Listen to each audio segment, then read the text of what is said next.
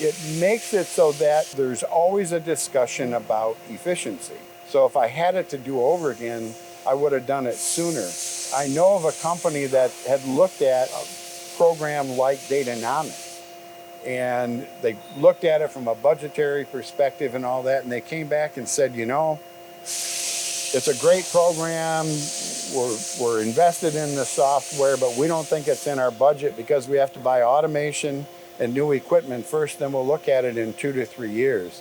And my first reaction is, shouldn't you know what your efficiency is on the machines you have and the automation you have before you decide to buy more? Because without Datanomix, I can guarantee you there are very few shops that really know what their efficiency is on the manufacturing floor.